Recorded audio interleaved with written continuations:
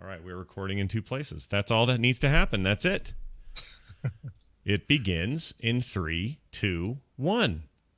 Coming up on TMS, don't FaceTime my wife. Krispy Kreme made a boo-boo. Don't talk to your Barbie. A new Pirates movie is happening, y'all. Oh, no. Modern Family likes Apple stuff. Recommendals. Tom's Tech Time. Your emails and more on this episode of The Morning Stream. Come on down to Brew Punk Insurance. We got you covered in all driving situations. Check out these beauties. Policies like this don't happen often. More policies than 520 traffic. Savings never tasted this sweet. These savings are gonna freak you out. A jolt of savings. You know what that means? Shapoopin'. Save, save, save, dance. Shapoopin'. Take that to the bank. Please forgive my late arrival. No, you have done well.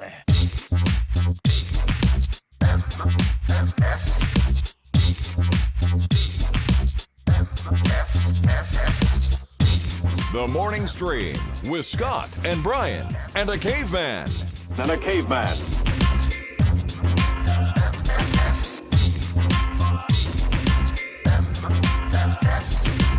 Hello, everybody. Welcome back to the Morning Stream. It is TMS for Wednesday, the February 18th, the 20th February 2015. It is the most annoying of the months to say, isn't it? It really is. Why is that? Why did we? February. Who picked that? It's that extra R. Who named? Okay, wait. February. Right.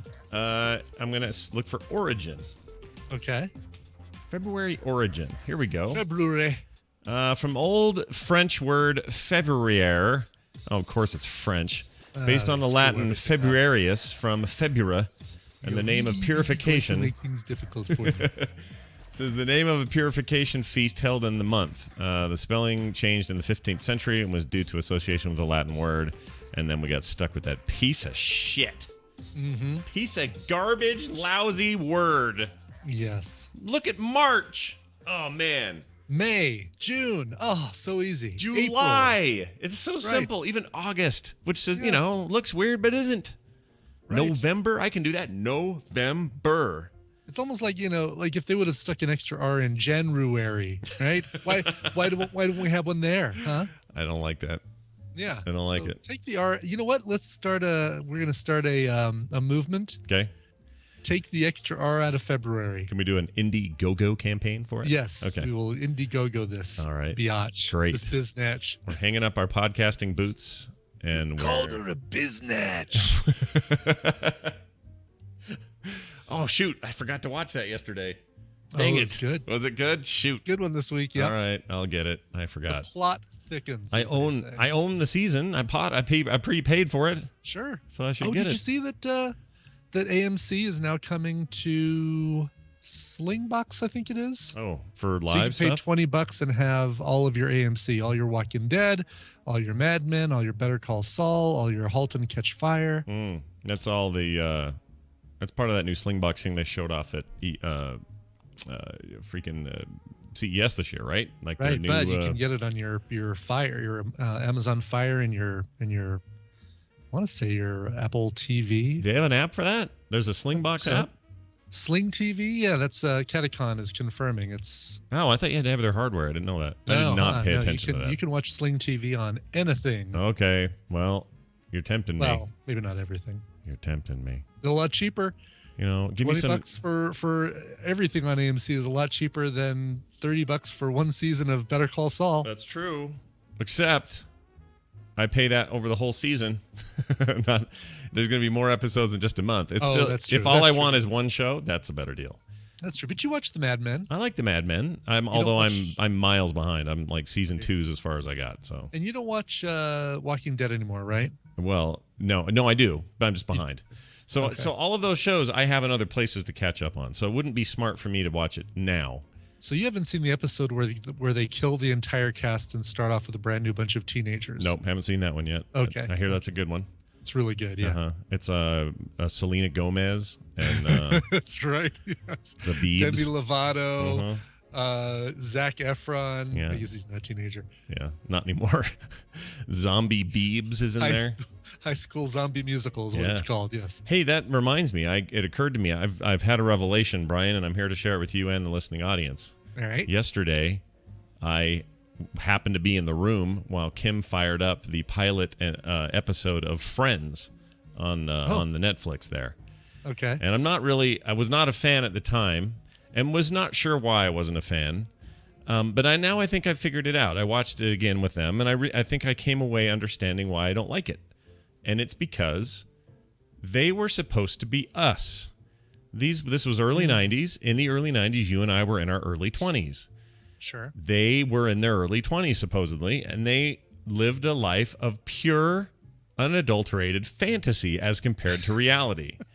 So They had this rent-controlled apartment that nobody in the world has, especially not with the jobs they had. Gigantic window that overlooks New York, and like you can't afford it on the jobs they all had. No. They all had one of them the never jobs that they barely ever showed up to. Right, they were hardly there. I mean, once in a while Chandler would be at his cubicle doing I don't know what, but there's no way any of that stuff. Hold on. Jeez Louise. I talk about Chandler and I sneeze. I can't help it. Matthew Perry, it's called. Matthew Perryism-itis. Oh, yeah. Oh, you've got that? Yeah, Shoot. I know. It never goes away. National Geographic. Damn. Yeah, I can't watch all the full 9 yards or the hell it's called. What's that movie? Anyway. The whole 9 yards, yeah. Anyway, so it's not it's this problem, and I watch it and I just can't get my head around this idea that, oh yeah, sure, this all happened. Sure, they could hang out at 11 o'clock on a Wednesday in a coffee shop like it's nothing. Like it just didn't ring true to me, and so I can't get to the comedy bits because they're living in a fantasy land.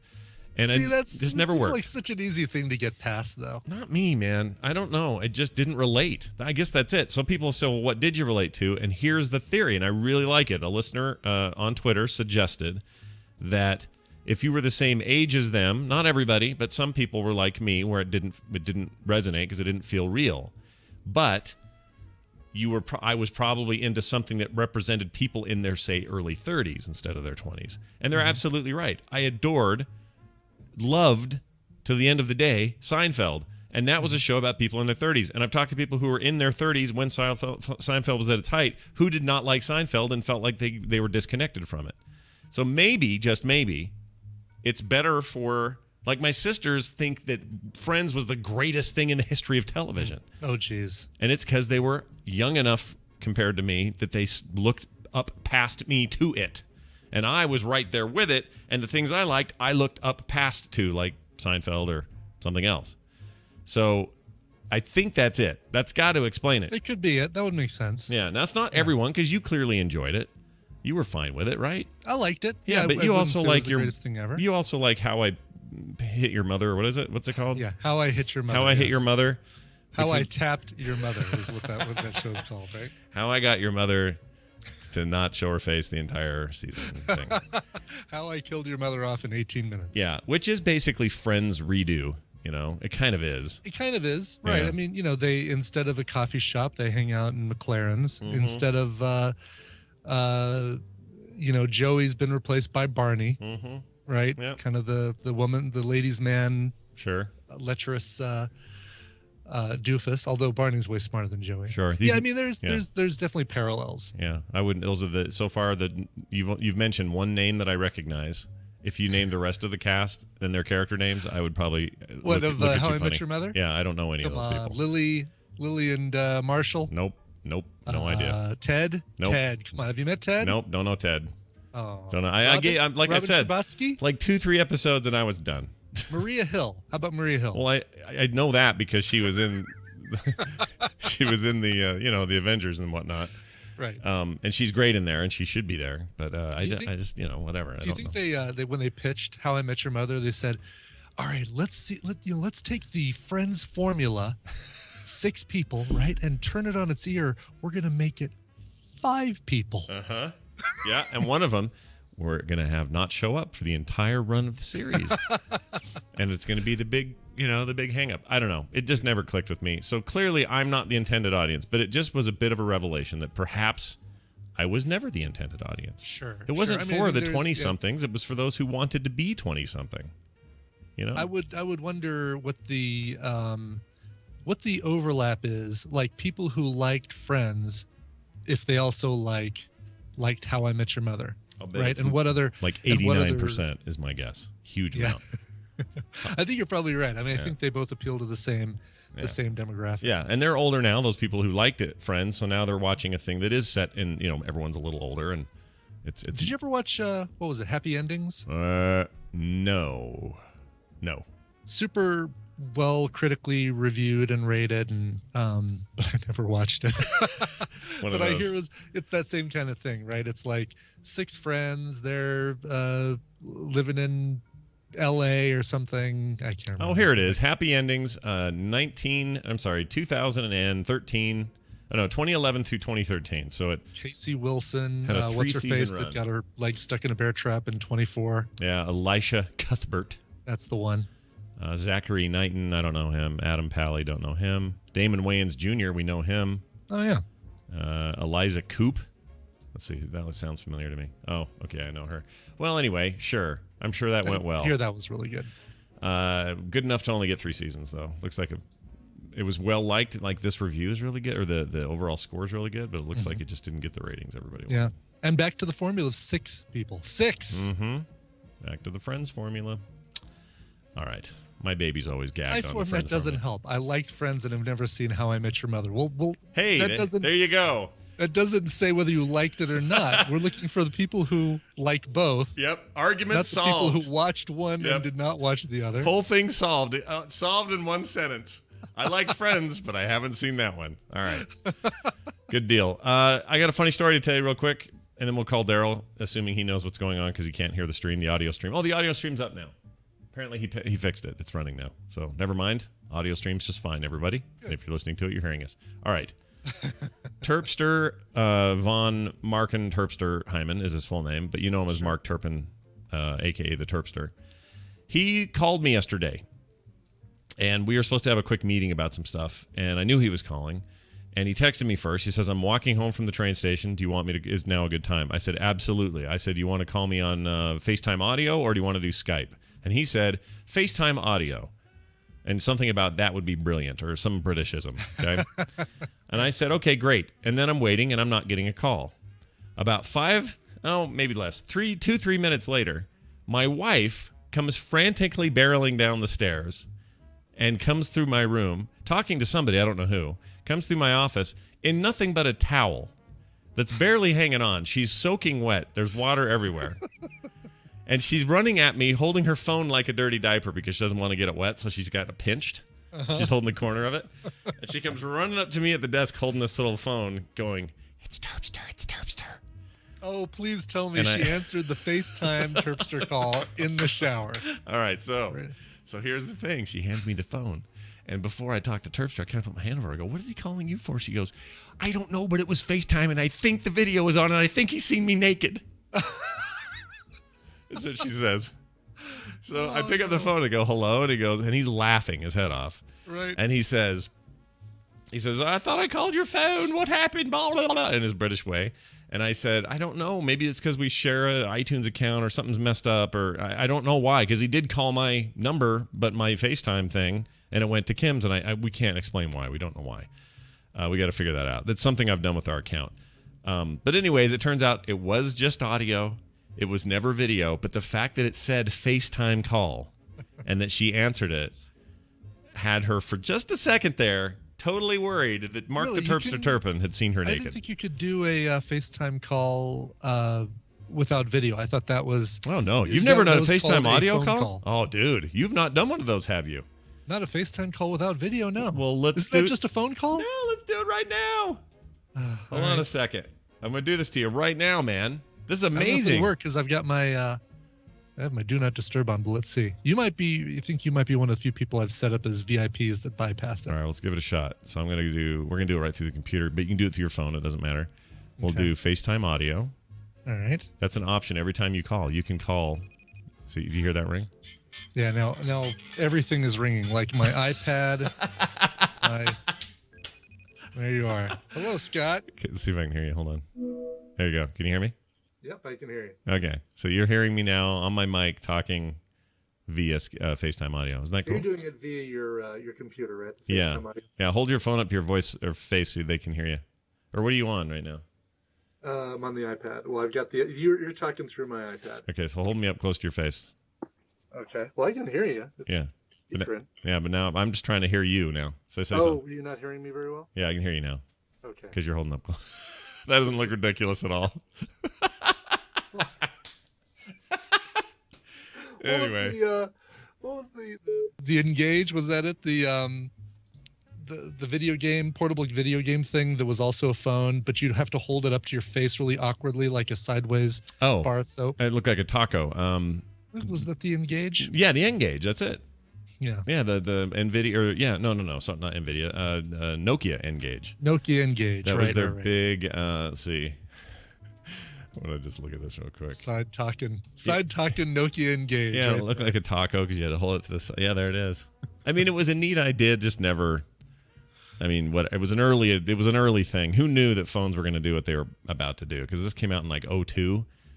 It was announced in 2002, released in 2003. This is well before touchscreens and iPhones and Android phones. So good on them for trying something different, I suppose. But yeah, that was a stepping stone in the river of life. All right. There you go. That's my story. I'm sticking to it. Nice. Let's call Daryl. Get him in here. Now, how do you know Terpster's just not telling you that he really did see? He told me that he's been sending all his naked pictures to her by accident. That's what he's been saying. That they were intended for me. So we had a real laugh about that. But for just a little bit there, Kim was kind of mortified. So she was probably during that time that, remember, you and she had the same phone, phone number. Like, did we? I don't remember that. There was something where you and I were texting back and forth. It was when she was when she was in line waiting for your iPhone. Oh, and she was getting right, and we had that, and it could be tied to that. It doesn't happen if you call her number, but if you FaceTime audio or video her, it happens. So so there's some setting somewhere, and I just haven't taken the time to look for it. But yeah, FaceTime audio is the bomb because you can use Wi-Fi. It sounds amazing, sounds better than 4G ever does. Yeah, for sure. And it's a great cheap way to, especially if you got to talk to friends overseas. Use FaceTime audio if you got iOS devices. Everybody, we've learned something today. Yes. Okay, let's learn how to click this.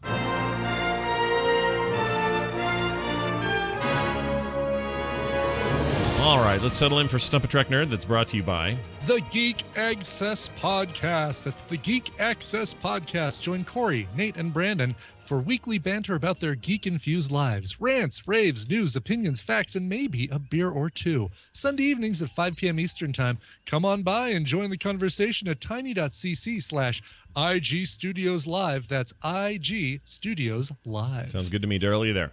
Yes. All right, listen. Don't talk about Saul or calling him yet because I haven't seen that episode, so shut up. No talking about it. You saw it, I assume? Yeah, All it was right. great. I love that you caught up on Breaking Bad within like 2 weeks or something. Like watch the entire series, and then now you're week to week on this one because this stuff is just that good. I think that's great. Yeah. Because you don't do that very often. You usually don't care, no. do you? No, never. Yeah, but this one's got you by the noodle. Yeah.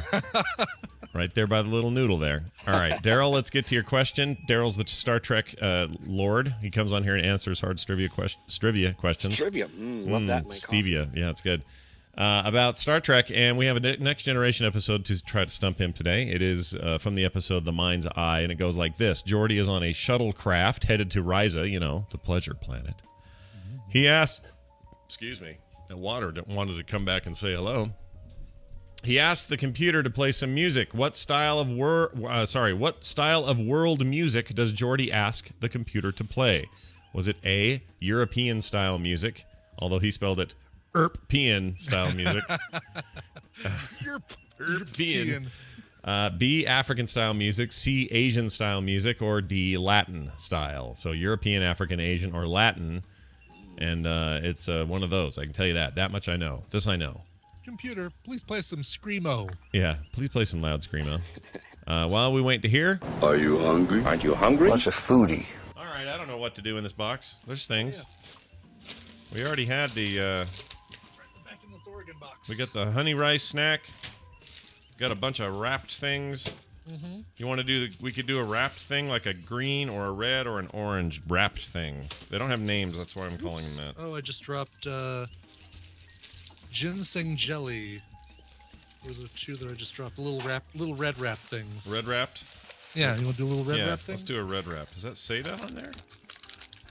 Where are you reading? The ginseng plastic bag jelly? that contains it. Oh. The CVS Pharmacy pill pouch bag that contains it. But which? Is that the raspberry one? Oh, no. You're looking... They must have fallen out of the bag for me. Yeah, it's bright red. Okay. Okay. He labeled the bag. Right. Yeah, here to go. Here to go. So, Daryl, it's What? it's the red ones, not the purple and not the orange and not the Right. green. What's the name of it again? Well, if Brian's right, it's I think Brian's right. It should be ginseng jelly. yeah, if they're still in your CVS Pharmacy pill pouch, Mine Oh, I fell don't out. see anything. Oh, you didn't get those? anything?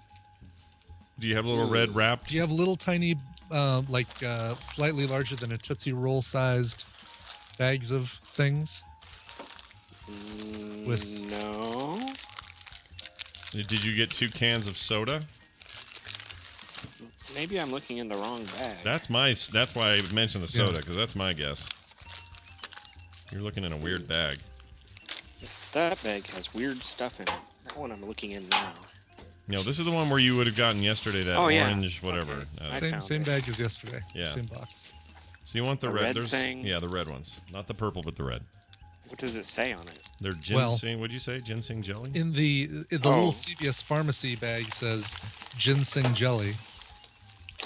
Yeah, the actual wrapper Pharmacy says. bag. Ginseng jelly. But if it fell out of the little plastic bag, then it's a red package with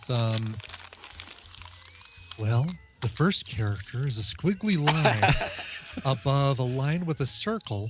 I got your red And- package right here, buddy. I know what's up. Let's see here. Is it purpley or red? red? Red. Oh, I think I got the right Yeah, one. remember that part where I said it's red, not purple? That part. Yeah. Hey, you don't have your own chat room to distract you, Daryl. What's your excuse? You got like a coworker over there with his wiener out, something like that. All right, so let's eat this red one, Okay. not the purple. Not the purple. The red. Yeah, let's open that up. I have no expectation here. Yeah, I don't even know Ooh. what this thing is gonna look like. Oh geez. It smells like the home and garden department at a Walmart. Do you smell that kind of like soil? Yeah, why is it I'm scared. It's gooey. why is it gelatinous? I don't know, dude.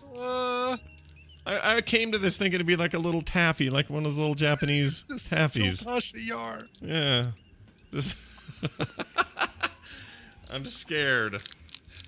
All right, fine. Here we go.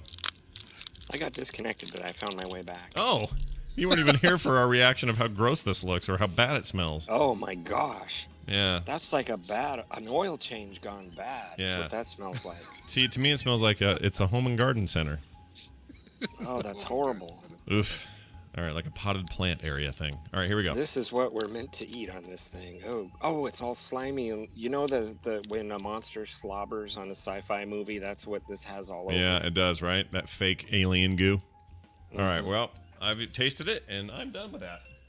I'm Yeah. eating it, and it tastes like dirt that it smells like. Yeah. It tastes. Yeah, I mean, there's no flavor, very little flavor. It tastes like Oh. dirt. So there's flavor. It's dirt flavor, dude. That's bad. Yeah. Holy moly. Korea, what are you doing? If you were a little kid and you ate dirt in the garden and you want to do it again, here you go. Ugh, I don't like that. Whenever I get extras of things or things in the box that we just don't finish, I always put it out on the table, the poker table, because Tristan has his weekly D&D games there. Yeah. And so Friday nights, all the kids show up ready to play D&D, and they, oh wow, there's new candy and stuff to try. And then I just sit back and listen like, what's this? Patrick, I want to tell Patrick Quirky on Twitter that this is for him. Okay, Patrick Quirky, are you listening? This is for know you. what you're gonna do. This is for you, buddy. All right, there you go. I hope you're on the bus. Okay, I'm just teasing. He How many hates. people around the world are gagging and throwing up because of that I know. sound? I think some people, Patrick, they might be a little more sensitive to it than others. That's all I'm saying. Oh, that was horrible. I don't like Yeah. that. That was bad. Yeah, the flavor is still in my mouth. Yeah, it's a dirt. You ate dirt. It is dirt. You just ate gelatinous alien goo covered dirt. is what you ate. That was really gross. So let's move along. Let's move along to birthdays. Do you have one, Daryl?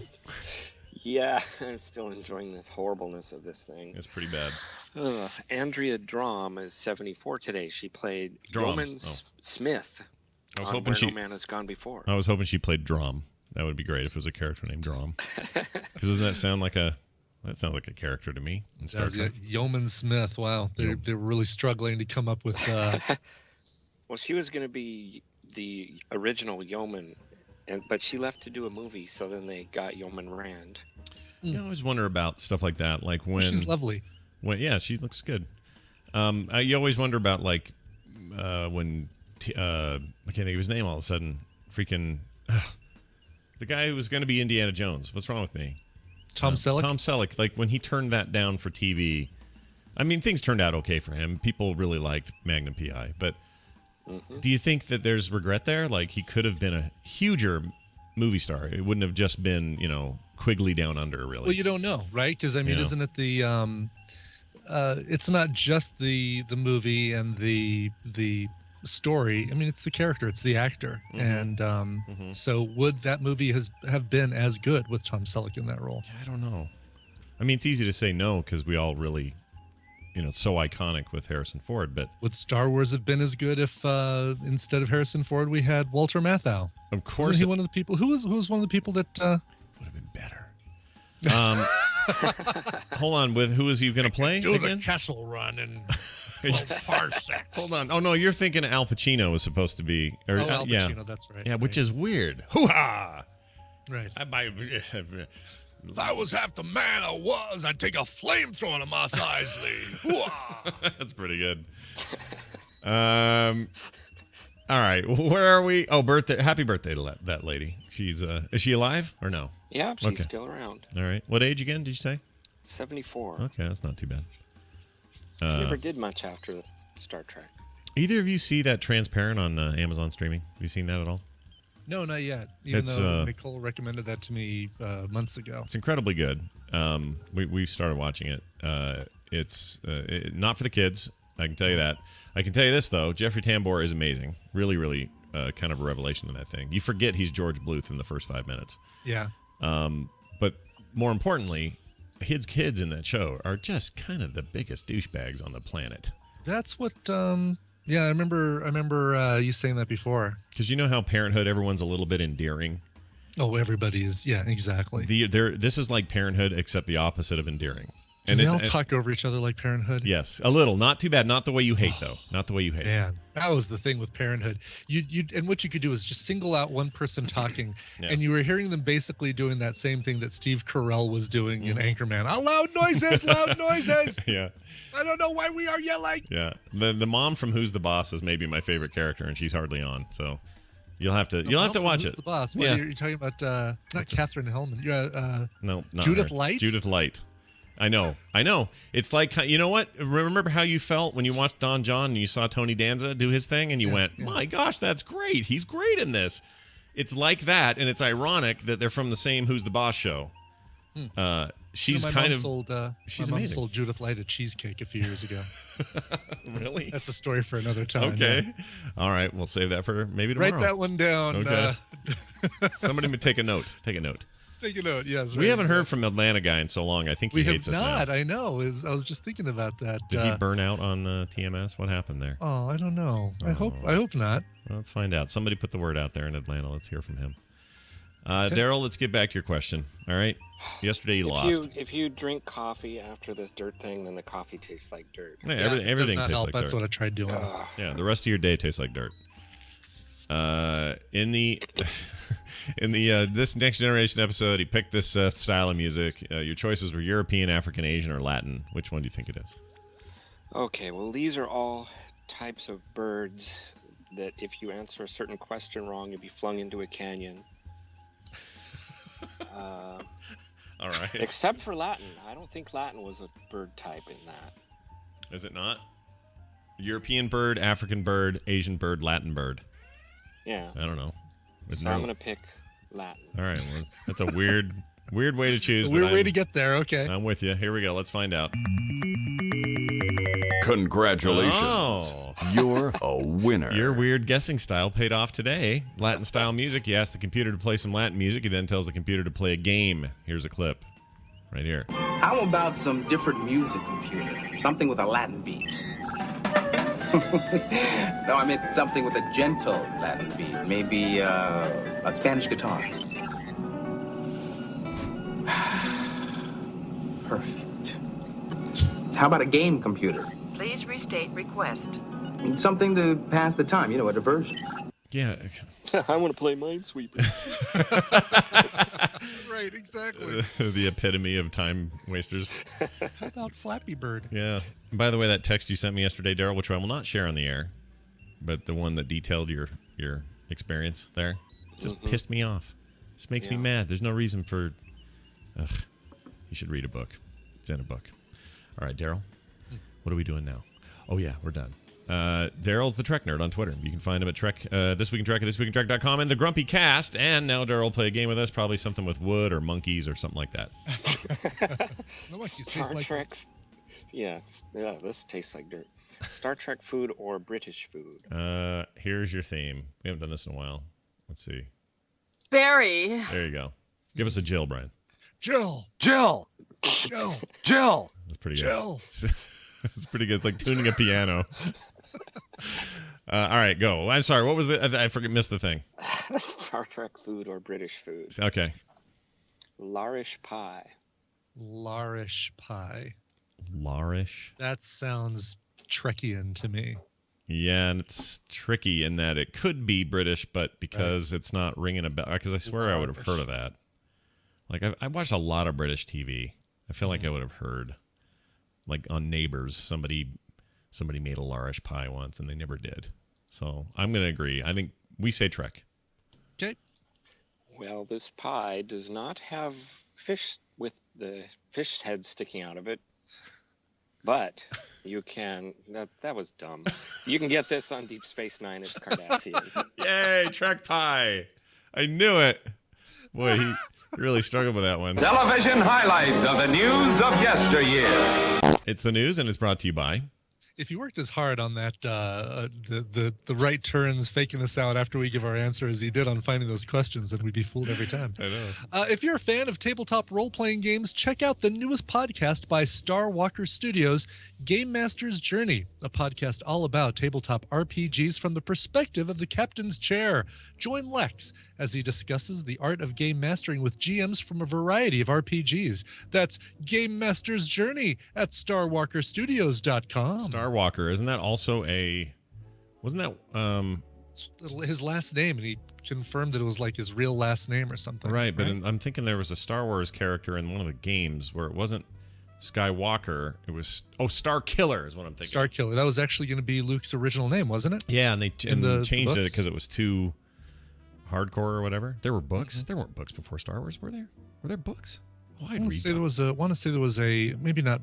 Maybe it was books based on the original screenplay or something. Oh, could be. Because I remember there being a Star Killer. Probably right. Yeah, and they did it, and they used it in Force Unleashed. They ended up using that for one of the characters in there. Right. Which is cool, and I think that's a cool name. But I wondered, like, is that one of those things in like 70s Hollywood where they're like, well, we don't want to offend people with the word killer in there. Mm-hmm. Let's have it be a walker. Have him be a Skywalker. Yeah, like old people at the mall. Yeah, there we go. It's based on the movie Draft. Oh, I didn't know that. That's cool. Mm-hmm. I would read that. I would like to read that. Look, some of the early drafts of the scripts and like some of that crazy cool concept art. What's his name did in those early days? Ralph McQuarrie. Yeah, dude. Yeah, and that's where I remember seeing it. It was the cover of that book, and George had all these, right? The cover of it had like the old style or the original style of C-3PO and R2-D2 and Chewbacca. Oh, so it was such a cool cover, and that original kind of more streamlined Darth Vader mask. Yeah, and it was really just edgy and dark, and I just really liked it a lot. That stuff is so awesome. Well, in the news, Krispy Kreme, purveyors of all things tasty and fattening. Yes. They have apologized Hot because and ready is their their slogan. Is that their slogan? Oh, That's their slogan. Or That was- hot and ready? I think hot and ready. that was my slogan on prom night. Ho ho ho! I knew there was something coming. I just didn't know where it was. You never know. Where it was going. Yeah. Krispy Kreme apologizes for advertising KKK Wednesdays. Oh.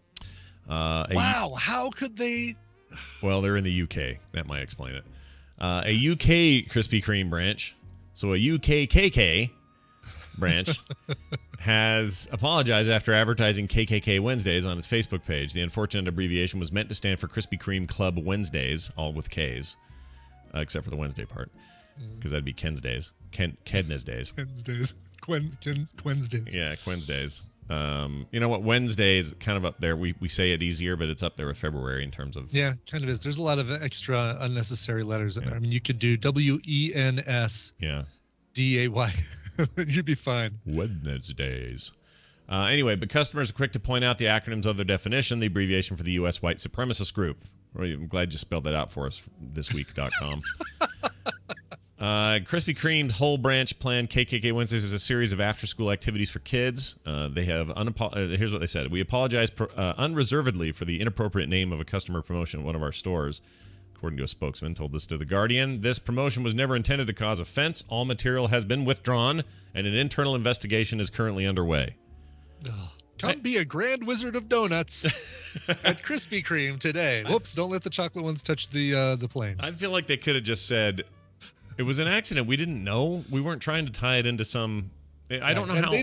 They themselves did not call it KKK Wednesdays. They just... Or I guess they did. Yeah, they did. They called it the Triple K Wednesday. I thought they just said Krispy Kreme Club Wednesdays. They should have. But what they did instead is shortened it. And my guess is it's like me saying, hey, everybody, if you poke me in the fanny pack, or if you slap me in the fanny, I'll give you $2 or something. If I said that over here, but then the British people would say vagina.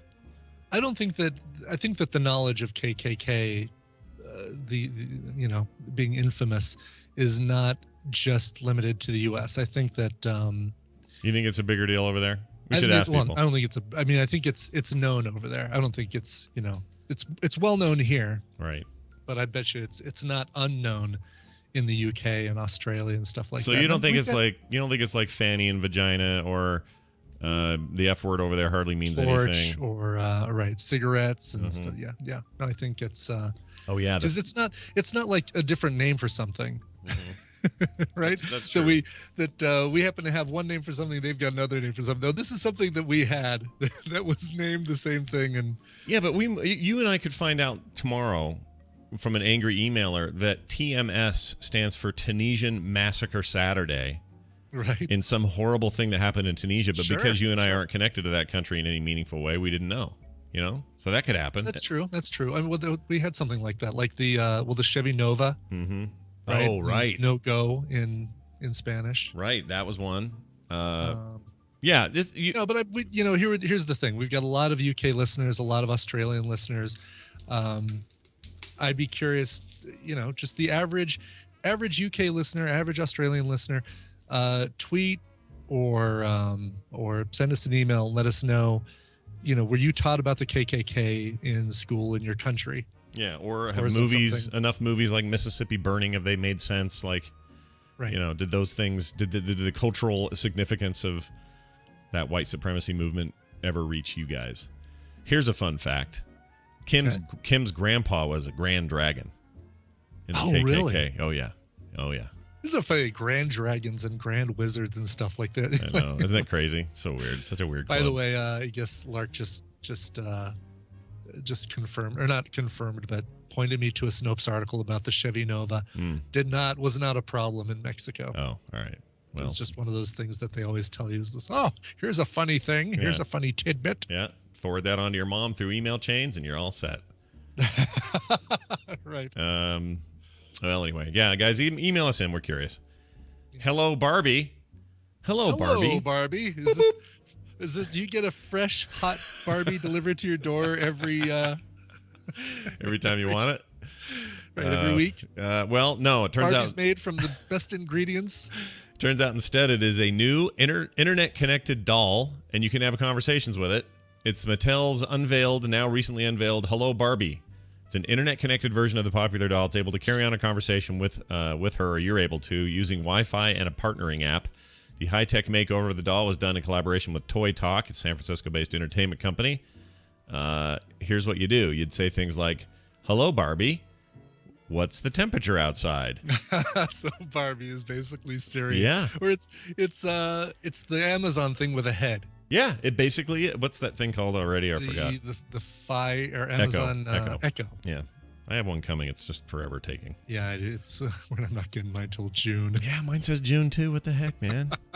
Pick it up a notch. Hey, guess what? You can now order yours. You're now in the queue to order yours. Go ahead and order it. Expect your delivery June 17th. Yeah. Enjoy. Yeah, it's annoying. You're going to have the second one out by then, you jerks. Anyway, right. It's a $75 doll. Will be available this fall. Includes the ability to play interactive games with Barbie and let her tell jokes and stories. I want to hear a Barbie joke. What's a good one? Ken has no penis. Well, here, let's have Siri tell us a joke. All right. I haven't heard a joke from Siri in a while. Tell me a joke. Let me think. Nope, can't think of one. Oh, jeez. Okay, great. Thanks. What a wimp. All right, we're going to try the man version. Hold on. Okay. Siri, tell me a joke. Monkey butt. I don't really know any good jokes. None, in fact. What? Well, I know what you've told Siri to call you. Yeah, I forgot. I told it to call me monkey All butt. of a sudden, they're like, nope, we're not trained monkeys. We're just not going to. Well, I told you the story why I changed it because it used to say dirt penis, and it said it in front of my mother-in-law once. And I got in trouble. Well, let's see. Why won't you tell me any jokes? Let me think. Okay. Nope, can't think of one. No, that's not what I asked. What is fine. That's lame. Do they not do jokes? It used to do jokes. I think that it just randomly pulls up. Sorry, let's try another one. All right. Whoop. Tell me a joke. I can't. I always forget the punchline. Wow, all of a sudden they're not... They're all shutting right up, aren't they? Is this a thing now? Well, they made a joke about Gamergate, and then everything went to hell. Those Bill Cosby ones did not go over very well. Yeah, so they decided just to let it slide. Anyway, buy the Barbie, $75, good times. Hey, HelloFresh.com sponsoring the show. We talked about them briefly earlier, and we'll talk about them again. HelloFresh.com is the place to go, man. Go see what they have this week. In fact, I'm gonna right now. HelloFresh. The recipes that they are shipping this week to lucky people who decide to go and check it out. Here we go. Ooh, look at this. Roman chicken. Meatball pho. Oh my gosh, look at that meatball pho. Parmesan crusted. Isn't it pho? Is it pho? PHO, right? I thought it was PHU. No? What? Oh, you're right. I thought it was spelled PHU. Oh, no, it's spelled PHO. No. You just read it. Yeah, no. I'm saying it says PHO here. I thought pho was spelled with a U. Oh, no. Yeah, fuzz PHO. Yeah. Well, with a little accent mark over the O, I think. Yeah, so it's Meatball pho. Thank you. Parmesan crusted tilapia, seared sweet Italian sausage, chipotle black bean tacos. All of this stuff ready to make, sent to your door, farm fresh, frozen, ready to go. And you cook it in 30 minutes or less. And damn, you're a popular guy around your house. Visit HelloFresh.com. Use the code MorningStream for 50% off for first-time customers. There is a new Pirates of the Caribbean movie coming out. It is called Dead Men Tell No Tales. And it has begun production in Australia. It's nice. No. Not nice? I mean, look, that first movie... Do you want more Mordecai, Scott? Do I, though? Do I? This is the thing that Johnny Depp seems to do really well lately. I guess so. So... But it's not good, though. It hasn't been good since the first one. That first movie, great. Second movie, Third movie, terrible. Well, the third movie was weird. It was that whole, multiple Captain Jacks all pulling the ship, and he was in some sort of weird limbo zone. Death dream thing, whatever that was. Yeah. It's a bad movie. No, not even Chun Yao Fat can save your movie. Or Chun I didn't mind the fourth one was okay. Yeah. With Penelope Cruz, right? Missed it entirely. Have no idea what happened in that one. Was that good? It was all right. I mean, it was basically the only characters they kept from the first trilogy were Captain Jack and they brought Barbossa, back Barbossa, right? Didn't they bring him back? Yeah. And didn't they have? Well, they had the skinny British office guy and Right. Yes, well, the main. I guess I'm thinking like the main characters. Right? Oh, right. The voodoo woman, the voodoo priestess woman. I think. Oh, and they got rid of Orlando Bloom was gone. Orlando Bloom was gone. Keira Knightley was gone, and I don't think Bill Nighy came back for the fourth one, which is unfortunate because that guy's great. I wish he would call himself William though, because then he wouldn't get confused with Bill Nye, the science guy. Right. I think that would be good. Bill Nighy. I mean, because you don't pronounce it Nighy. No one in their right mind does. Dead Men Tell No Tales, Queensland, Australia. Look for it. Let's see. Oh, this is interesting. Oh, Bloom comes back. Yeah, we got a new villain here. Captain Salazar, played by Javier Bardem. Ooh, nice. Yeah, he'll have I hope he has his No Country for Old Men hairdo. Yeah, right. His air pressure gun. That'd be good. Right. Exactly. Ooh. Yeah, that Bob hair. Coin. He's so good in that. Oh, that movie's so good. Yeah, I think I might watch that. No soundtrack. Remember, 0 music in that movie. Oh, right. So right. weird. Weird. Yeah, so I guess Orlando Bloom's back because he's got nothing else to do. Because they're all out of Hobbit and Lord of the Rings movies. Mm-hmm. Where else are you gonna jump up some fake stairs and save the day? Bloom will keep his role as Will Turner and is rumored to have a big part in the newest movie, Pirates of the Caribbean: Dead Men Tell No Tales, is slated to set sail July 7th, 2017. When right. Captain Jack will be 55 by then. Jeez, Johnny Depp got old quick. Modern Family is shooting entirely an entire episode entirely with Apple products. Okay. Connection Lost. It was a total. On a side note, the latest episode of Modern Family will cost you twice as much to watch. That's right. And will only be compatible with a fourth of your TVs. That's right. If you have the new watch, you're in good shape. That's right. Connection Lost was primarily shot with iPhone 6s and iPads. The rest of the filming done with a MacBook Pro. Although Apple provided iPhones for production, there won't be any product placement compensation, the Associated Press reports. In the episode, Claire, a.k.a. Julie Bowen, also made famous by being the handler lady in Happy Gilmore. People don't remember that. I thought you were going to say the love interest on the show, Ed. Oh, that's right. Yeah. I remember Ed. Oh, she was so good. And Lost, too. And she was in Lost? Yeah, she was Jack's wife. Oh, that's right. Yes. Oh, okay, cool. She gets around. Anyway, they can't find her. They can't find her daughter Haley. So, played by Sarah Hyland, can't find her. So she enlists her extended family on social media and through messaging to track her down. So the idea is now they film the entire episode using phones and tablets and computers, and it's kind of a cool idea. So we'll see how that goes. It doesn't seem like as great a gimmick as the ones we grew up with, like the live ER episode or and I hate to bring up MASH again. I don't want this to turn into the MASH recap show, but the episode of MASH where they had a clock in the bottom right corner that was showing real time. Oh, right. Yeah, I'm looking forward to getting to that one, actually. So we just, I don't care. We're going down this hole whether you like it or not. We watched the intro 2 episodes after the end of season 3, which lost both Trapper and Henry Blake. And the kids watched with us, of course, and they're all into BJ. They think he's fine. And they're cool with Harry Morgan. They think he's fine. But it's interesting because I'm so taken by how effective the Henry Blake episode is. Mm-hmm. And we talked about some yesterday, that I went kind of down another rabbit hole online just trying to find all the info I could about it. Fox wanted to cancel it. CBS was pissed about it. They showed reruns without that at the end, like all kinds of crazy stuff. And so I found an interview with Larry, what was his name? Gebhardt? The director. Yeah, Larry Gebhardt. Is that it? Okay. He directed that episode, co-wrote it, and so on. He tells this really great 8-minute interview about the entire process, and it was fascinating. The cast didn't even know that they were pulling that. Yeah, until the very end. It was crazy. Wow. Anyway, really I like fun. hearing stuff like that. I do too. I'd love to go back and kind of archaeological dig around old stuff like this. It's just one of my favorite things about internet connected society now is you can just, take a tablet with you or a phone with you and watch it and go, all right, I know that guy. Where do I know him? And then just end up in this sea of trivia. I just love it. Anyway, MASH, good show. It's great. Although first episode so gimmick wise though, that's what I'm saying. Yeah, no, good point. trying to think of other big gimmick, like these monumental TV moments where they say, "This coming up episode of The Golden Girls will be filmed."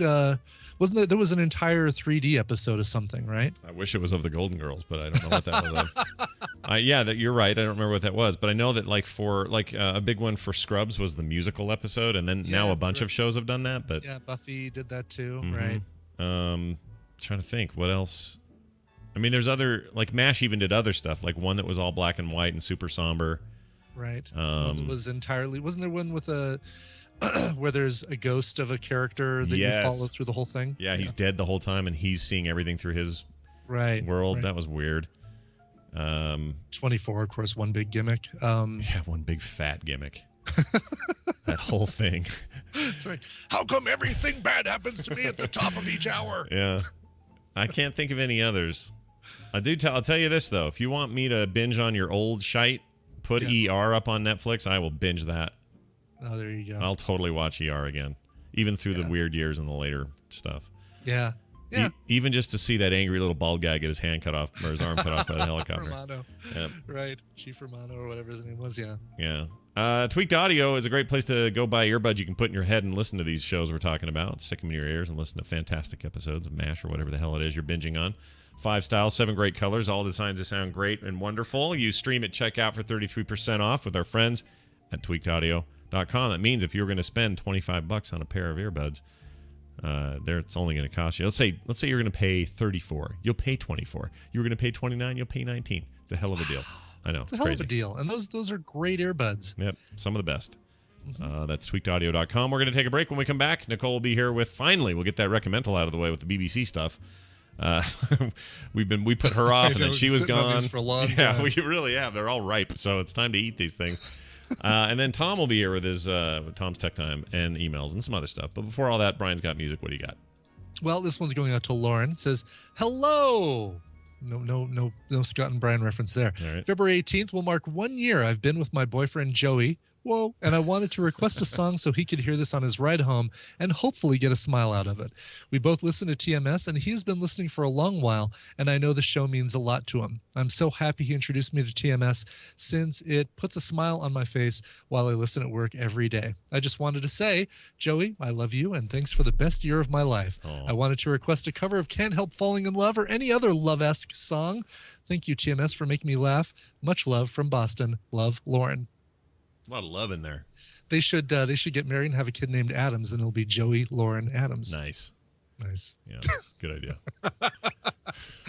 All right, how about a cover of Can't Help Falling in Love? And this was originally done by Elvis Presley, one of a few songs, I think, that were first performed by Elvis Presley, written by somebody else, of course. But I have a hard time not just adoring and immediately going to this cover right here by the Eels. Love the Eels, such a great band.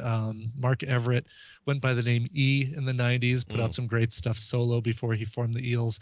This came from a CD single for Souljacker back in the 90s. It is a cover of Can't Help Falling in Love. Here are the Eels. Sounds good to me. Somebody mentioned the 3D episode of The Simpsons. I agree. That was awesome. Yeah, that was good. So good. Made here in Provo, by the way, that 3D part. Really? Yeah, it was a company in Provo at the time. CDI Systems or something, or PDI. Anyway, got bought by Sony. The rest is history. Here's your song. Here's your song.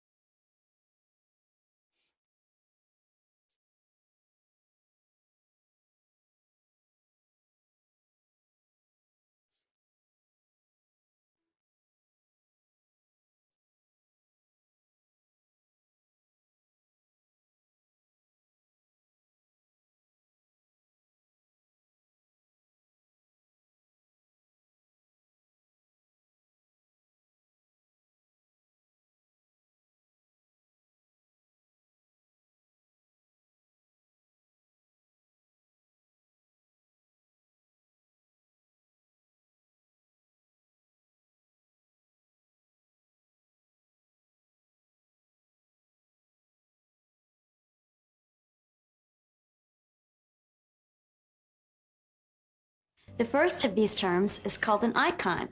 An icon is a picture that represents either objects like printers, documents, applications, folders, devices, or even other computers. In addition, a text label further describes the icon for you. Thanks, Worf.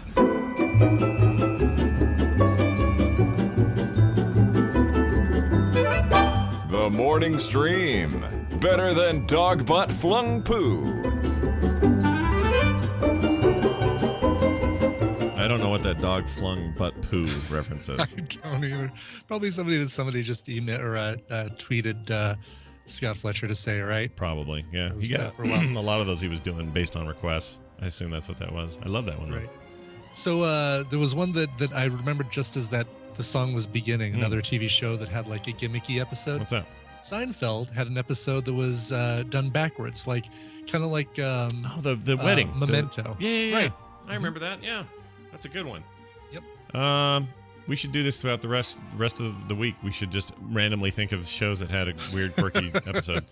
It's funny. It's a funny motivation for shows to do that. It's like some of those shows don't even need to do it for ratings or something. They just do it for some creative reason or whatever.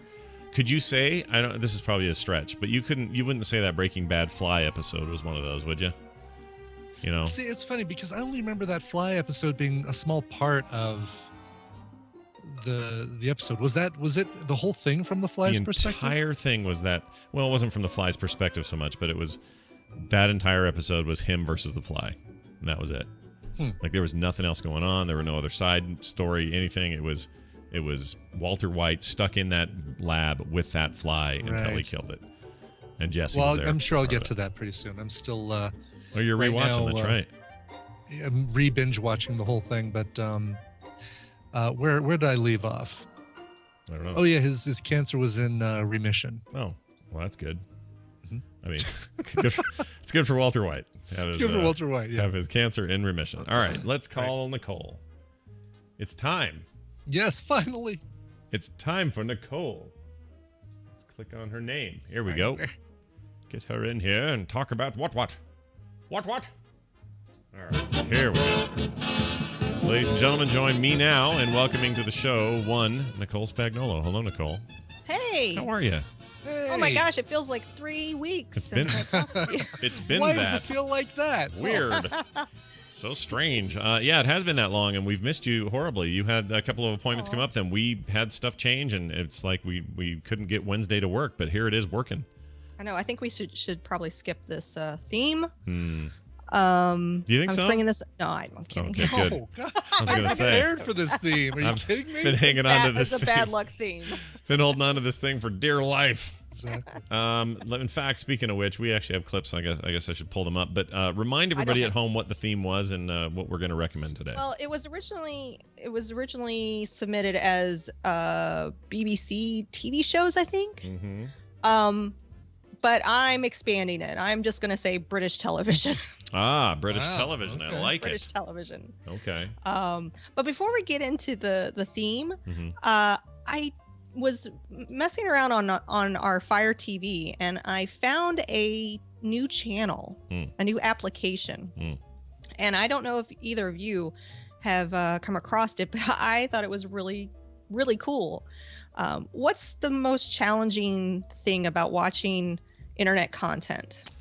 What do you feel? Challenging thing? Yeah, one of the most challenging versus just watching television. Well, switching your TV over to the device that's going to use it, right? Like switching over to the PlayStation, waiting for the PlayStation to boot up, and then go into in Netflix or Hulu.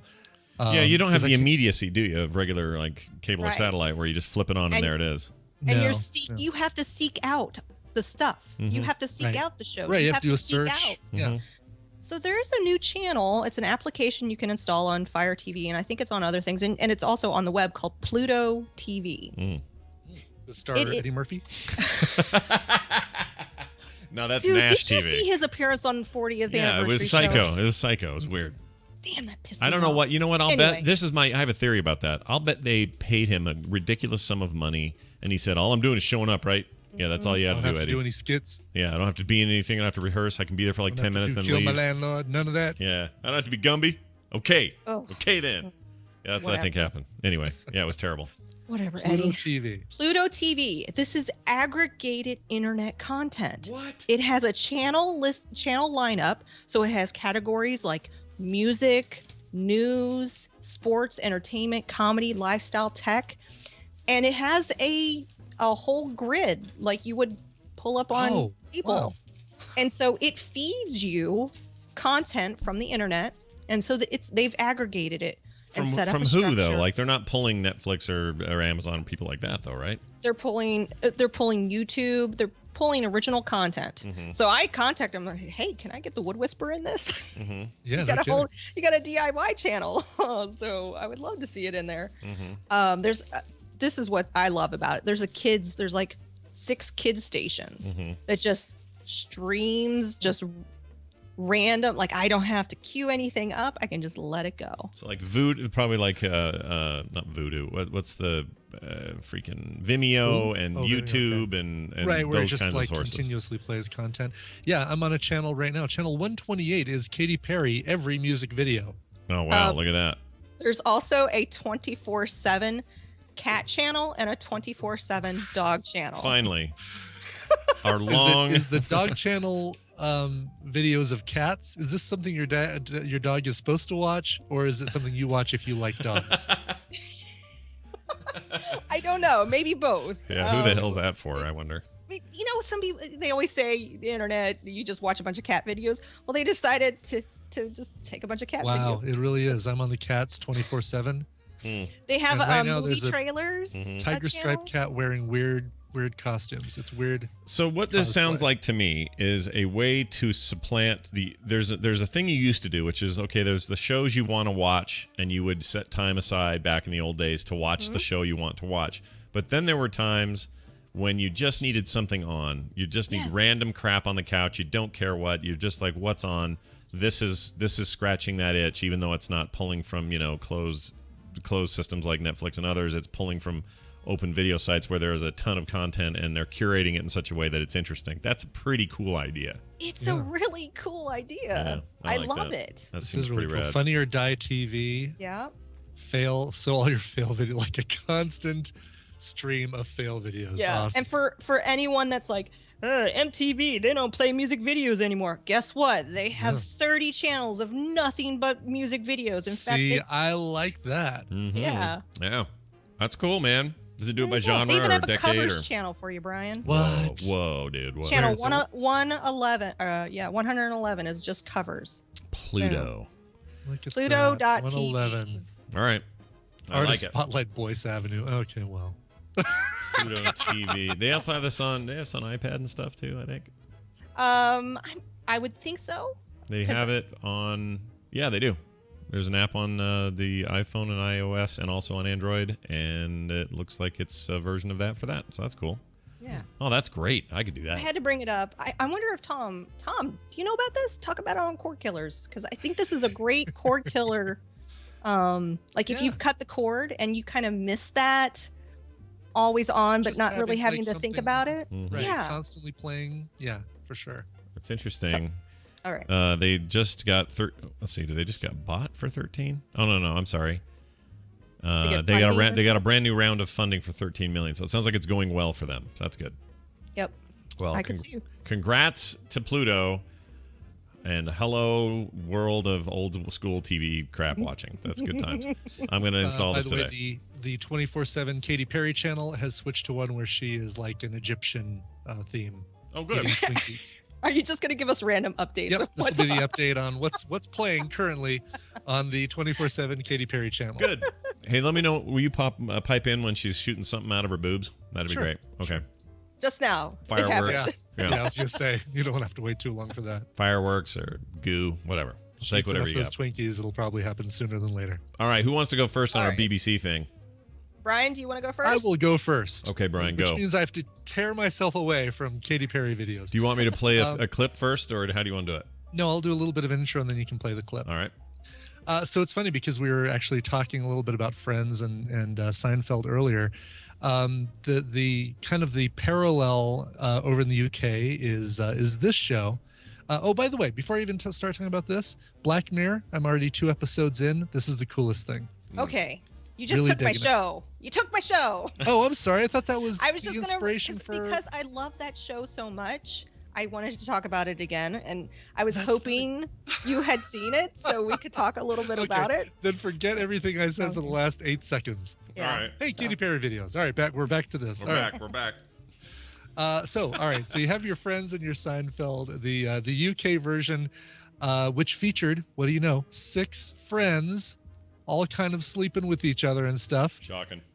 Kind of centered around the joining of kind of the main 2 characters, Jack and Gina, or I guess their character names weren't Jack and Gina. But this was fun. This is like, if you don't like Friends, maybe you'd actually like this.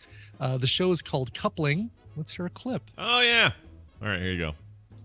So sorry I exist. Men get so disappointed when the flat-chested friend turns up. Well, that's a bit unfair. It's hardly your fault. Thank you. It's got that over-exuberant British laugh Do track. you remember them trying to make this into a U.S. show? They did. Yes. They did, and it bombed tanked. completely. Yeah, it was Yes. awful. And who was on that? Let me see. I have to look it up. It was NBC. It was super tame compared to the Colin British version. Ferguson, Jay Harrington, Christopher Moynihan, Lindsay Price, Rena Sofer, and Sophia Wager. And wow, with a cast that amazing and strong, how could it possibly Well, fail? every name a star, Brian. Every name a star.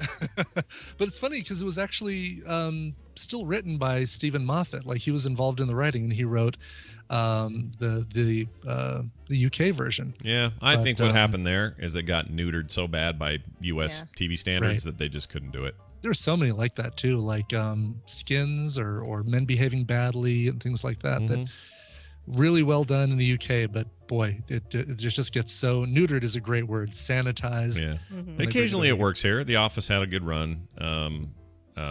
There's other examples I can't think of. Well, but- since you brought up Skins, Yeah. actually, the person that suggested this theme, Terry, said her favorite BBC show is Skins. So I found Skins to be utterly obnoxious from top yeah, I to didn't. bottom. I've never seen it. There's probably a demographic that targets too. What's funny is before when I was trying to come up with what I was going to watch for this, I actually tried watching a couple other things to see if they'd be good. And for a long time, recommendation wise, in either Hulu or Netflix, it was recommending a UK TV show called Peep Show. And so I was like, all right, well, let's check this out. Maybe it'll be my recommendal. Watched the first 2 episodes of that, and I just couldn't get past it. It's done from the perspective of the people who are on the show. So in other words, you've got Bill and Joe who are flatmates, right? And when Joe's talking, you're looking through Bill's eyes. So Joe is looking right at you and talking directly to you. And then Joe gets out of the apartment, walks down to the bus, and you see everything from Joe's perspective. I just could not get into it. Yeah, that's a little weird. Yeah. Yeah. Well, there All you right, go. so Scott, you want to do yours? Yeah, here you go. Here's my clip. Let's see if you guys can pick it or figure it out. Ready? Here you go. There are between 80 and 100 babies born each month in Poplar. Soon as one vacates its pram, another one takes its place. 22 pregnancies. There's 24 of us altogether. 24? The East End will eat her for breakfast. Your comfort is not important. All right. As far as I'm concerned, in Britain, the shows that matter most are comedies and dramas. And I guess that's pretty much what all things are. They're either a comedy or a drama. But for me, it's all about Fawlty Towers. That's kind of the king of the hill for me when it comes to comedies. So I could recommend that, but it's not streaming currently that I could find anywhere. So I wanted to. It's kind of on and off. I know it comes and goes on streaming, but I instead chose a drama that came out of nowhere, had no expectation of what it was like. Tried it out one night with Kim just to see if we'd like it, and we ended up loving it. And it was called Call the Midwife. I wanted to see that. Yeah, it's awesome. It's set in the early 50s in the East End of London. Things are a little rough. It's about nurses and, well, specifically nurses, some doctors, but mostly a big group of very interesting nurses who spend a lot of time trying to help very destitute, very strange cases and help their communities and also live their own lives. It's very well acted, really well done. What's her name? Whose name just escaped me again. She's the queen in The Queen. Help me here. Helen Mirren? Helen Or, Mirren is in it. yeah. Helen Mirren. There you go. Really? Yeah. It's a small part, but she plays this nun. And it's kind of all run by nuns. And it's really, really fantastic. I was roped in. Really. Yeah, really, really. And I don't even think it's that aimed at me. I just was enamored with it. And so my review is really, really good. It's really, really good. It's fantastic. I don't know. It's something. The Brits know how to make a really compelling television drama. They just do. Both old and new. Their old stuff is great. Their new stuff is great. Their long-running series, like the Perot stuff, is awesome. Like, they just know how to make stuff. I loved MI5, for example. That was fantastic. There's always something good. And so I'm excited about new stuff. I want to watch Peaky Blinders real bad. I want to watch I watched Peaky Blinders. Yeah.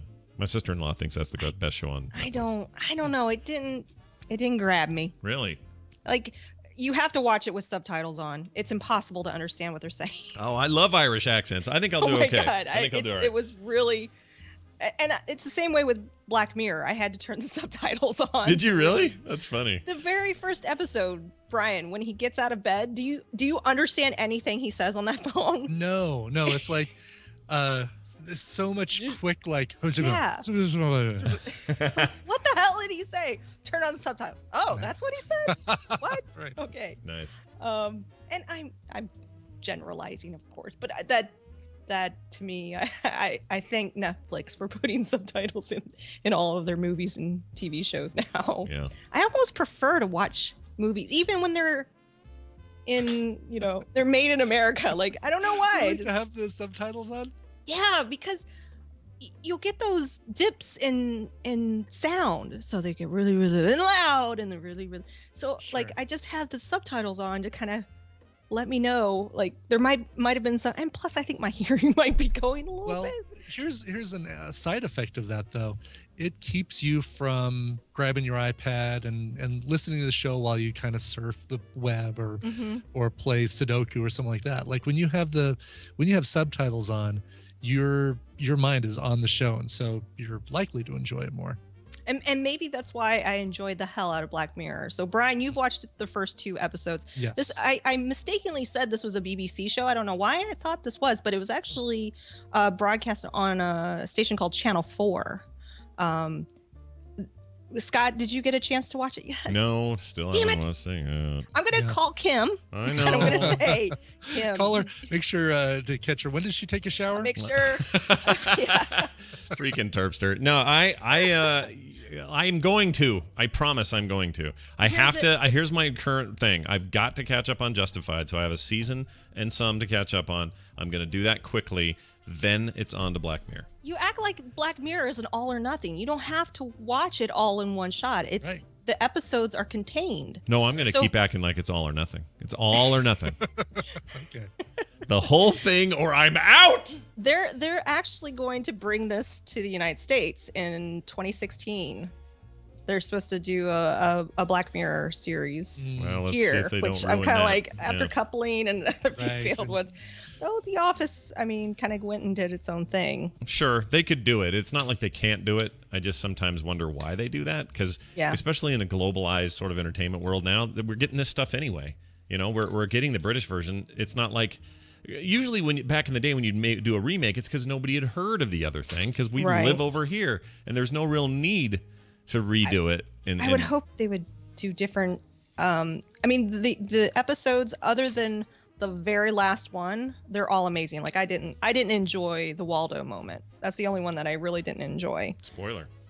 No, I'm just kidding. I have no idea what the hell the Waldo moment is. But Robert Downey Jr. optioned the episode, The Entire History of You, which is the 3rd episode of the 1st season, and to potentially make it into a movie. And I feel like every one of these episodes are amazing standalone, but they're so well done, and the idea, the future, the tech, all of that, I just want more of that world. Like how social media plays into it, and and reality shows. Like they're talking about ethics in technology, in humanity, in things that we're like, oh, I really didn't extrapolate that out to that, but yeah, that might happen. And that's what disturbs you most about a lot of these shows. Right. The second one, you watched the second one, Brian? Yeah, Where they were on the bike? A lot more. I like the second one a lot more. Yeah, with the whole reality show, and again, that's one where it takes you a while to figure out what's going on, and then when you do, you're like, wow, okay, this is really bizarre. But the entire history of you, so that one is your next one. Is the third one? Okay. Is about how everyone in the world has a grain inserted into them, and it records everything, and so you can. When you get on an airplane, you have to basically show the last 2 weeks of everyone you've ever interacted with, and they scan all that. And so that's the security part of it. But then the personal part of it is that you can analyze something, like as soon as it happens, you can watch it in your eyeball screens, and you can zoom in, and you can do like for instance, there was a couple that had a baby, and they rewind the baby's, like what the baby saw in that last 3 hours or whatever. Oh, that's crazy.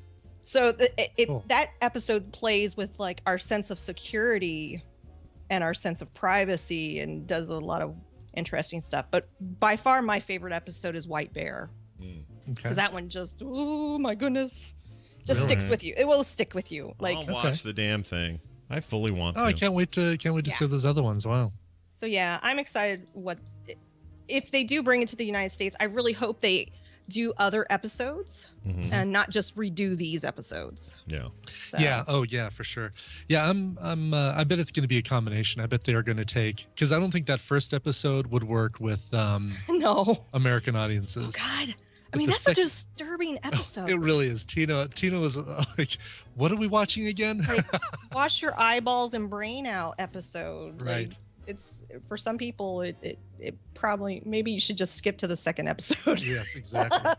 But no, I think it's worth seeing that first one. But where was I going? I think we're going to see a mix of redone UK episodes and new content when they bring this over to the US, because I think kind of what they did with The Office, right? Yeah, right. There were a lot of things that were very similar, like sticking Gareth's stapler in jelly or in Jello. And Jello.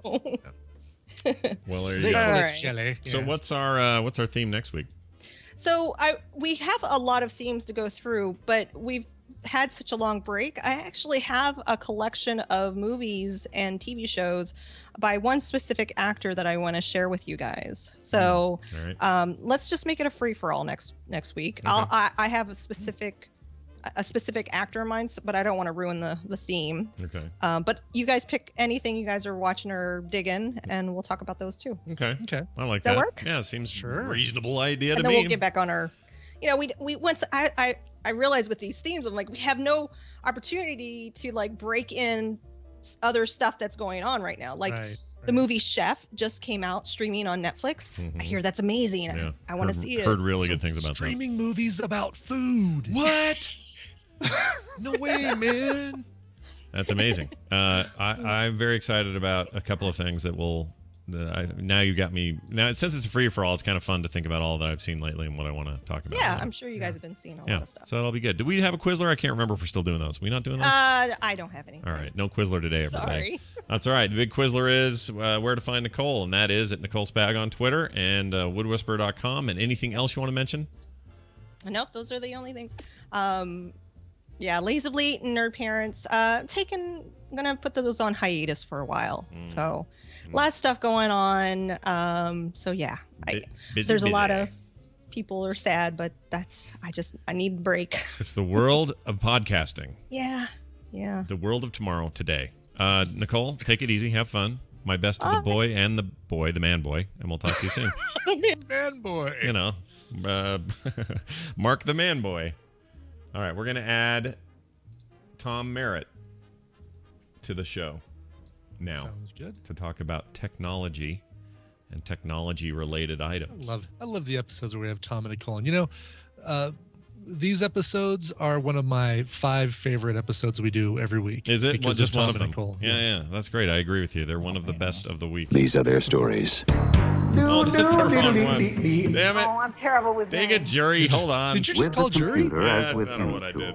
There we go. The concept and direction must come from the man. The man is not Jury. It is Tom. Tom, hi. Hey, but you know who's on Daily Tech News Show today? Oh, it must be Jury, yeah. Well, see, there you go. He'll have stuff to say about Vin Diesel and the Vin Diesel effect. If you don't know what we're talking about, you should ask him about that. Probably not. Yeah, kind But of maybe. interesting. Hey, also, nice Call the Midwife. I like it. Oh, have you Getting seen into it? The British television. The Call the Midwife Christmas special was on right after the Doctor Who Christmas special. Oh, I didn't know If that. you lived in England and were watching the BBC. When is the show still running? That's the thing I don't know. Is it? Yeah. Okay, so that's still a thing. That makes me happy because If you were to travel to England, you could then use iPlayer if you had paid your BBC license and watch like all the whole series, all the series, all the series, because your taxes, all that. Yeah. But here's the thing: Helen Mirren doesn't need to do that show. It's a very small part. It's not like she's the star of the thing. I love that she does it though. Like England is a lot like Utah. People are famous, come out of England, and are world famous, but then when they come back to England, they just have that England connection, and they're nice to each other. Yeah, they just UK connection. I'll do a little favor for you, love. UK connection. See, it perfectly works. That works perfectly. All right. Well, Tom Merritt comes in every Wednesday when we're here and does a little tech segment, which we love because we like to know what's happening in the world around us in technology. Tom, I assume you're preparing something awesome for today's DTNS. What is it?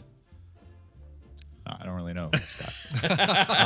It is one of those days where there isn't one like standout big story. I'm kind of fascinated with Sony spinning off their audio and video business, but that's a minor story. It's not even like making the top of tech meme or Google News, and it really is a business finance story. Sony is going through this phase of like trying to save their company, and Kaz-Hirai spun off the TV business into its own entity. Doesn't mean they're selling it.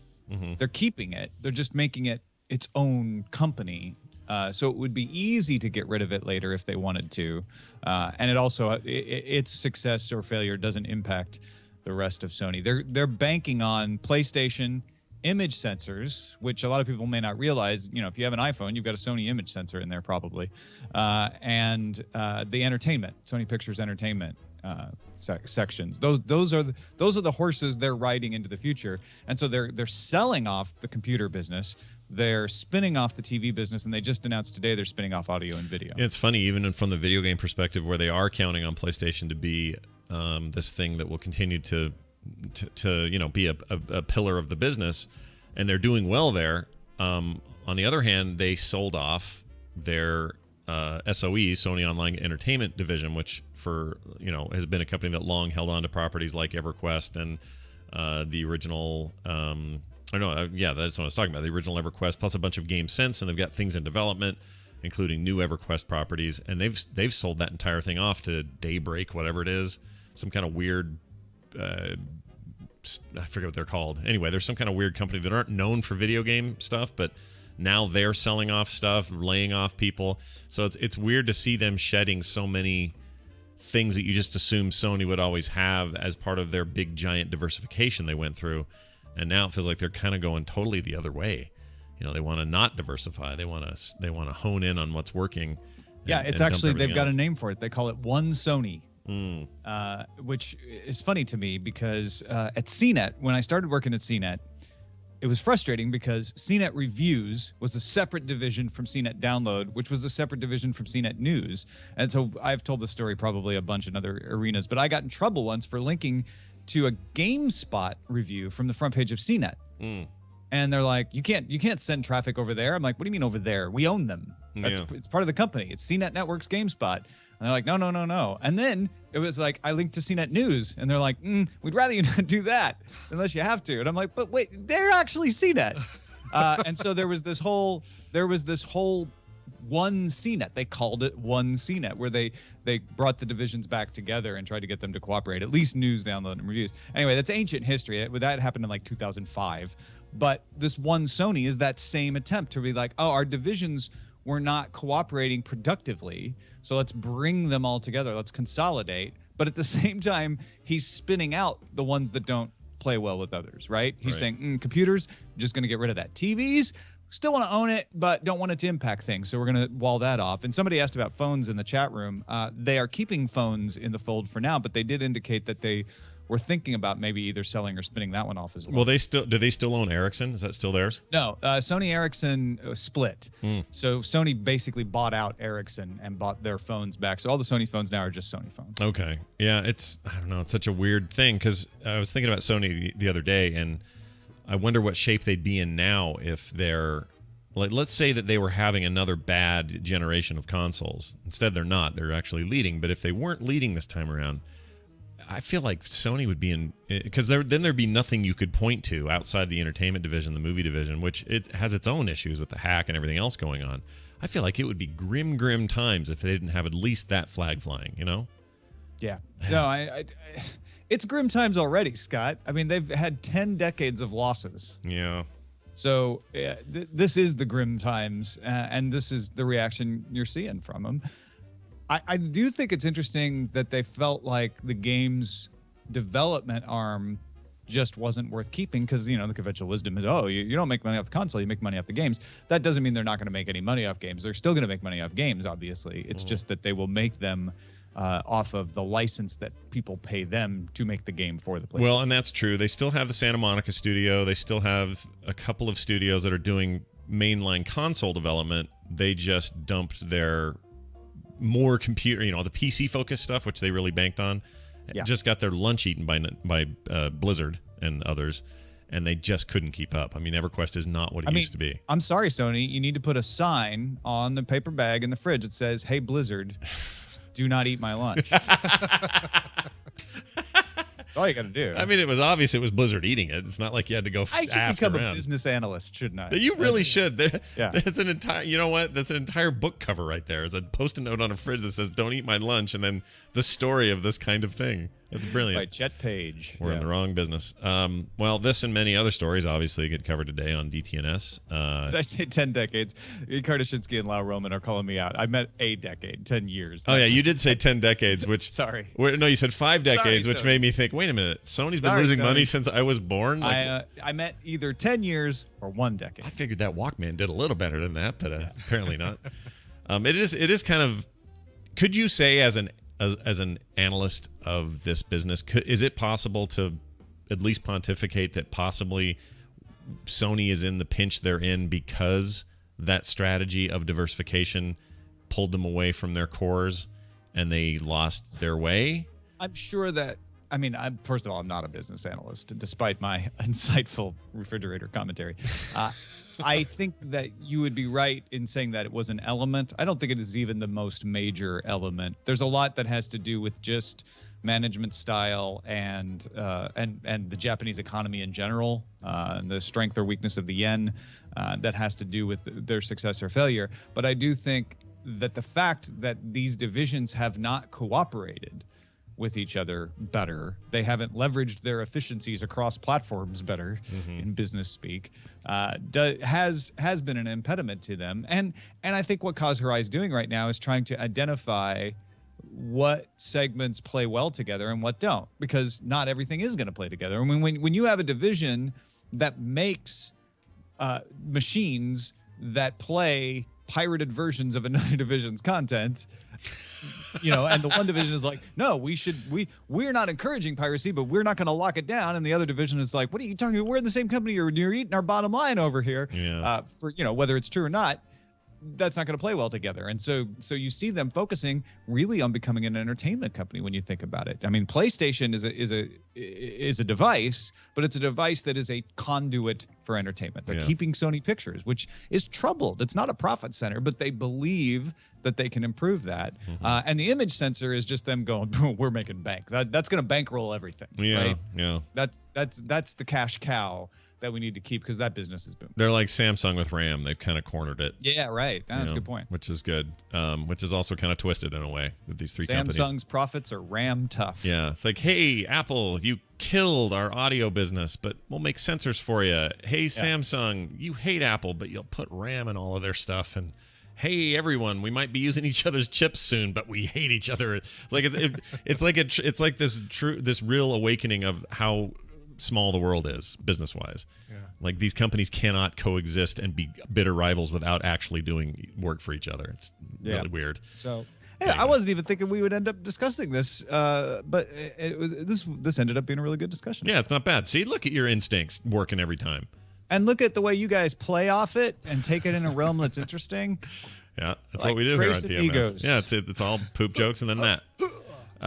Brilliant. Like I said Not earlier, always poop jokes. DTNS. Hey, Oh, when it is, DTNS is awful close to the whole Veronica Scott thing. I've noticed getting real close. Yeah. We're within striking distance. We're about halfway from where we started.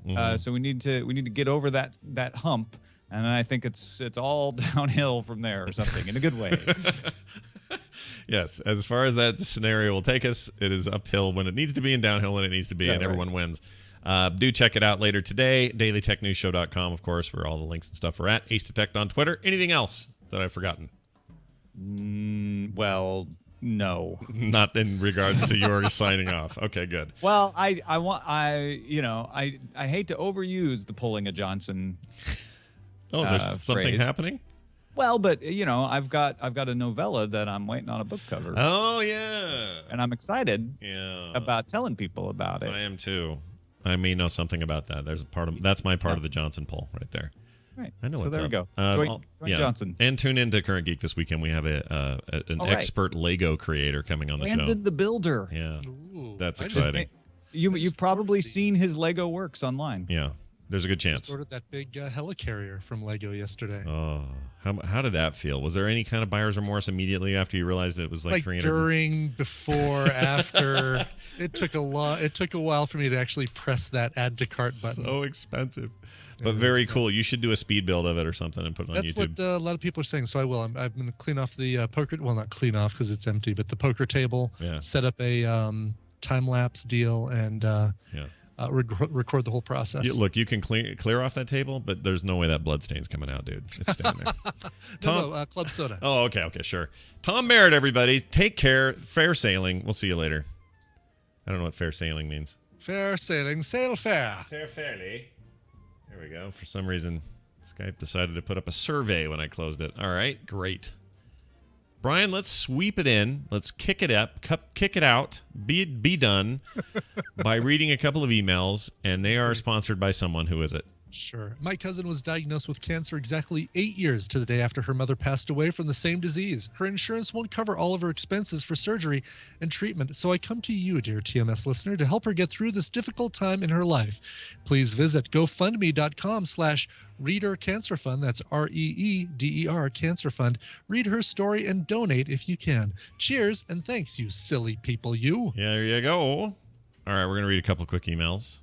Here's one from Micah. Yeah, Micah, right? That's how you'd say that. Micah. Whenever I see it spelled, my brain wants to say it differently, but sure. I don't know why. Mika. Just wanted to say today's show was great. You guys were firing on all cylinders. Keep it up. Oh, and keep the Scott Fletcher quotes from Scott's Procedure coming. They're great. Thanks for the entertainment, Agreed. guys. Those are great. That was referring to yesterday's show. Apparently, we had a good show yesterday. Cool. Heard from a lot of people who said that yesterday was especially yesterday. I remember being a lot of fun. It was sure long. They're all my favorites. It's like my children. Yeah, right? They can't pick a favorite. Can't pick a favorite. Here's one from Ron Johnson, I guess. Is that Ron? Ron. R-A-U-N. Ron. Yeah. A few words about jury's comments concerning Kanye/Beck's Grammy thing. This would have been a Tuesday before last Tuesday. As a 57-year-old listener of your show, I can agree that the Grammys rarely get it right. Like the Oscars, it's a business deal, not a popularity contest. That said, there is no excuse for bad behavior. Geez, no wonder the Europeans hate us. P.S. That Beck album is totally worth the recognition. Love the show. Ron Johnson. Nice. Is there a Ron Johnson that's famous? Ron Johnson. Ron Johnson. Yeah, I keep thinking Ron Swanson. Same. I think that's what I'm doing. Yeah. Hey, have you seen Morning Phase is really good. The Beck album. I've heard some of it. I liked a lot what I heard. Mm-hmm. Have you heard? Who plays Ron Swanson? His name just left me again. All these names are leaving me today. Anyway, that guy. Yeah. Have you his one-man show on Netflix? I wonder if that's any good. I keep hearing from people I should be checking that out. He's got like a one-man stand-up kind of stage thing on Netflix now, and I don't know the name of it. No, I haven't heard about the Nick Offerman. Right, Offerman. Yeah, there you go. No, I haven't heard anything about the one man show. Something I noticed the other day. Him and Michael Keaton were interviewed on Fresh Air. Mm-hmm. Those two guys sound like the nicest two guys ever. Like Sure, Michael I believe Keaton it. is down to freaking earth. Like if you think that guy was all Hollywooded up and swallowed up in the hell that is Hollywood, you'd be wrong. He sounds like it's just an interview, so who really knows? But he seemed like the most humble, coolest dude. And the way he's responding to him being nominated for Best Actor, he's just being so rad about it. Like I kind of fell in love all over again with Michael Keaton the other day. Oh, that's so cool. Yeah. He was Cool, I'll have great. to check that out. Yeah, last night's Parks and Recreation, there were 2 episodes. They're doing 2 episodes a week to get through the final season quicker. And the first of the 2 episodes was a completely Chris Pratt, his kids TV show episode. It was hilarious. Even if you're not a fan of Parks and Recreation, that was a hilarious episode. We got to catch up. We haven't watched it. If you're at all a fan of Chris Pratt, Mm. you need to watch that. All right. I'm in. I love that show. So we got to, I think we're not behind. We're caught up to wherever the season started. We just got to download and watch those episodes. Yeah, that's not bad. Tony in Buffalo wrote in Okay. finally and says, "Hey, Slingshot and Boomerang. On episode 750 TMS PM, you were answering a question about sequels that you would like to see. How about The Incredibles? As a neighbor kid would say, that would be so awesome. Kick the hoe, though." Tony in Buffalo, geez, you don't want to kick the hoe. That's rough. Maybe in Buffalo you kick the hoe. Yeah, kick the buffalo and Shuffle off and kick the hoe in Buffalo. kick the snow in Buffalo is what I've been hearing. Yeah. Anyway, that's already been confirmed. There is an Incredibles sequel being made. So Is there really? Yeah. Okay. Oh yeah, that's news. We talked about that ages ago. So Oh, right. Yes. Incredibles 2. Yeah, I was gonna say, it'd be great just to have an Incredibles weekly TV show, but Disney doesn't seem to do as well with the TV show spin-offs of their other shows. Agreed. They don't, do they? Some of the cartoons are okay. Like I remember thinking the Hercules spinoff was all right. But like I've heard the How to Train Your Dragon spinoff, which is not Disney, but it's supposed to be pretty good. But you're not wrong. Like I feel like all of the direct DVD, like the Aladdin back in the day and stuff, they just weren't very good. And maybe that's just too hard to do, or maybe our expectations are too hard. Or I think it's probably just we want more from it. Mm-hmm. And the production value is never as good because it's cheaper and whatever. Exactly. So here's the news, just to reiterate: Incredibles 2 moving forward. Where are we here? They can officially add that to the list. Brad Bird's Oscar-winning 2004 film is getting a sequel. They don't have a date yet, but Disney Pixar confirmed that film's being made. So the Incredibles are on their way. Cool. 11 years too late. Late. You got to hurry up. Before That's Fred. all right. Better late than never. You got to hurry before Holly Hunter and what's his name age out of the roles, man. Craig T. Nelson. Yeah, Craig T. Nelson. That's right. All right. That's it for emails. If you'd like to send your own, themorningstream@gmail.com. You can also send us your phone calls or your attachments. Attachments go to the email address. Phone calls come to 801-471-0462. On the website, you can find us at frogpants.com/TMS. On Twitter, at Coverville, at Scott Johnson, at Morning Stream. Speaking of Coverville, you want to preview everybody? What's up? Oh, sure. Yeah. Today on the show, birthdays for Smokey Robinson and Dr. Dre. Two artists that normally shouldn't go as well together as they do, but when you hear them with covers, I think you'll like it. And probably a not safe for work episode because I'm not going to go through and bleep out all the bad words and bitches ain't shit. I'm just not going to do it. Yeah. So hide the kids, prepare hide the for that. wife. Tuck in and prepare for that episode. It'll all be good. All right, cool. Watch for Coverville.com, at Coverville on Twitter for details. That's going to do it. Let's get out of here. Tomorrow's Therapy Thursday day and TMS PM and all that. Trying to think if there's anything special going on. I don't think so. We'll talk about apps tomorrow, which I'm excited about. It's always fun. Yay. Let's get out of here with some music. Brian brought some, so he'll play it now. Correct. Christian wrote in, said, "Hi, Scott and Brian. On the 18th of February, I'll be turning 29, and to celebrate, I'd be very grateful if you could play me a non-metal cover of any Iron Maiden song, please." Brian's choice. Love the show, though. Christian, Professor Vod in the Tadpole. All right. Short, sweet, to the point. Love that. How about a cover of an Iron Maiden song that's not in heavy metal? This one came out in 2008. This whole album came out. It's a great album called Hymns in the Key of 666 by a band called Hell Songs. And you would expect seeing those two things, that this would be a loud, raucous, heavy album, right? Yeah. You couldn't be further from the truth. They're all sweet and well done and really cool and transformative and awesome. And let's listen to Hellsong's cover right now of Iron Maiden's Run to the Hills.